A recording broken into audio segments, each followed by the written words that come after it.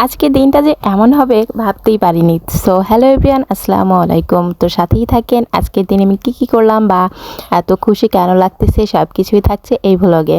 তো সকালেই আমি রান্নাবান্না দিয়েই শুরু করি ভিডিওটা, যেহেতু আমার ডেইলি ভ্লগ রান্নাবান্না বা আমি প্রতিদিনে যা যা করি সেটা নিয়ে ছোট্টখাটো একটা ভ্লগ আপনাদের সাথে শেয়ার করি।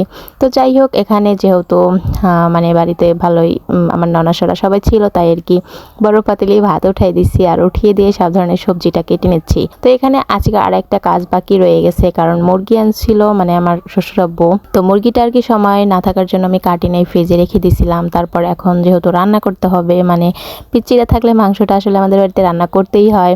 তো এখানে ভাতের হতে হতে আমি ওদেরকে সবজি ধরেন কাটাকুটি ধোয়া টোয়া, তারপর মাংসটাও কেটে ফেলছি মুরগিটা। তো আজকে আমি অবাক হলাম যে আমার কাজের মানে গতিধারা দেখে, কারণ আগে ছোটবেলা কখনই মাকে হেল্প তো দূরে থাক, মানে ঘুমাই সকাল কেটে যেত। অনেক সময় বই পড়তাম, সেই জন্য সকালটা কেটে যেত। কিন্তু এখন মনে করি যে আসলে কত কষ্ট দিছি মাকে। যদি এখনের মতো বুঝতাম তাহলে হয়তো মাকে কোনোদিনই এত কষ্ট দিতাম না, আর সবসময় কাজের জন্য সাহায্য করতাম।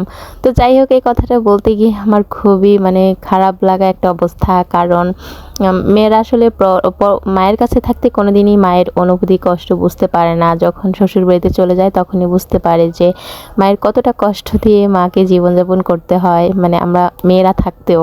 তারপর আর একটা বিষয় ছিল, আমার মায়ের সাথে আমার এত একটা কোইন্সিডেন্স মিলে যেত সব সময় যে আমার কখনো কিছু খেতে মন চাইলেই সেটা দেখতাম কি আমার মা আগে থেকে করতেছে, বা ওটা কিন্তু আমি কখনো মাকে বলেও নাই। এই বিষয়টা এখন যখন মনে পড়ে তখন পুরো ইমোশনাল একটা অবস্থা হয়ে যায় যে কি আদর, মানে কি ভালোবাসা থেকে এখন একটা মেয়ে পরের ঘরের বউ হয়ে যায়, পরের ঘরের বউ হয়ে তাদের সেবা করে, কিন্তু সেই মা বাবাকে সেবা করার সুযোগ বা সময় কোনোটাই হয়ে ওঠে না। তো যাই হোক, আমাদের মতো যারা এভাবে অনুভব করতে পারেন তাদের বলবো, যদি বিয়ে না হয়ে থাকে মা বাবাকে মানে বিয়ের আগেই যতটা পারেন হেল্প করেন। বিয়ের পরে কিন্তু কখনোই সম্ভব হবে না, আর কখনোই সেটা পারবেন না। সময় পরিস্থিতি সবটাই আপনার নিজের বাইরে, কন্ট্রোলের বাইরে চলে যাবে। তো যাই হোক, কথা বলতে বলতে এখানে আমার রান্নাবান্না প্রায় হয়ে যাচ্ছিল, আর আমি ওদিকে প্রথমে ডালটা উঠাই দিয়েছিলাম ভাতের পরেই, যাতে আমার রান্নাটা সহজ হয়। কারণ যেহেতু মাংস রান্না করবো, মাংসটা একটু ধুইতে টাইম লাগে, সব কিছু একটু করতে টাইম লাগবে। কাটা হয়ে যদিও গেছিলো, কিন্তু ধুইতে তো টাইম লাগবে। ওই জন্য ডালটা হতে হতে আমার সব কিছু, ওদিকে মাংসটাও সুন্দরভাবে ধুয়ে নিয়েছিলাম। তারপরে এদিকে এখন কলার যে তরকারিটা রান্না করতেছি সেটাও মানে রান্না হয়ে গেছে। আর এখানে আমি হাতে মাংসটা মাখিয়ে রেখে দিয়েছিলাম, আর এখন পেঁয়াজটা ভেজে তার মধ্যে আর কি, প্রথমে মাখানোর সময় আমি তেলটা দেই নাই, এখন পেঁয়াজটা ভেজে ওই তেলের মধ্যে মানে মাংসটা সুন্দরভাবে কষিয়ে নিচ্ছি। তবে এভাবে রান্না করলে আমার কাছে খুবই ভালো লাগে, আর একদম ভালোভাবে কষানো হলে সেদিন আরও বেশি মজা হয়। অনেক সময় থাকে তাড়াহুড়োর সময় কষানোটা একটু 19-20 হতে পারে, তখন হয়তো স্বাদের তারতম্যও হয়, কিন্তু এভাবে সময় নিয়ে কষিয়ে রান্না করলে মানে ব্রয়লার মাংসটা খুবই মজা হয়। তো যাই হোক, রান্নাবান্না শেষ করে এই তো আমি এখন চলে যাচ্ছিলাম আমাদের সেই ট্রেনিংয়ে, যেখানে যে আমরা সেই ফ্যাশন ডিজাইনের ট্রেনিংটা করি।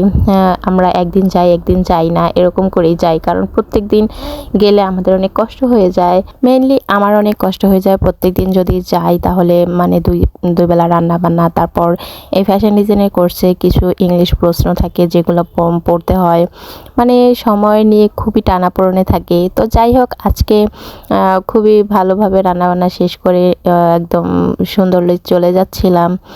তবে এখানে আজকে খুশি হওয়ার কারণটা কি জানেন? আজকে হুট করেই দেখি যে মানে পরীক্ষা নিছে, প্রথম যে 2-3টা শীট থাকে সেগুলো থেকে পরীক্ষা নিছে, আর 15টা প্রশ্ন দিছে, মানে একদম 15টা প্রশ্ন আমি খুবই ভালোভাবে খুব সুন্দরভাবে অ্যান্সার করতে পারছি। এই বিষয়টার জন্য আজকে আমার খুবই খুশি লাগছিল যে গত আগের একদিন হুট করে পরীক্ষা নিয়েছিল, কিন্তু সেদিন আমার প্রস্তুতি ভালো ছিল না, তখন মনটা খারাপ হয়েছিল যে আমি পরীক্ষায় ভালোভাবে অ্যান্সার করতে পারলাম না। কিন্তু আজকে হুট করে পরীক্ষা নেওয়ার পরে আমি খুব ভালোভাবে মানে অ্যান্সারগুলো করতে পারছি, এই জন্য খুবই খুশি লাগছিল। তো যাই হোক, আমার এই প্রত্যেক দিন, আর এখানে আরেকটা কথা, মানে একটু কম্পিউটারের কাজও করতে গেছিলাম, কিন্তু হুট করে কারেন্ট চলে গেল আর আমার কাজটা সেভও করি নেই আর চলে গেছে। তখন যে কি বিরক্ত লাগছিল যে আমি কী করলাম। মানে বাসায় যদিও কম্পিউটার ল্যাপটপ সবই আছে, কিন্তু বাসায় আসলে সুযোগই করতে পারি না কম্পিউটার বা পিসিতে বসার জন্য।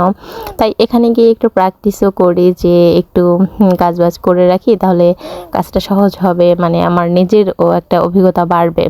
তো যাই হোক, আজকের এই ছোট্ট ব্লগটি আপনাদের কাছে কেমন লাগলো কমেন্ট করে জানাতে পারেন। আর আমার মতো এরকম মা বাবাকে মিস করেন বা মা বাবার কষ্ট এখন খুবই ভালো বুঝতে পারেন, এরকম অভাগী কে কে আছেন সেও আমার মানে ভিডিওতে কমেন্ট করে সাড়া দিতে পারেন।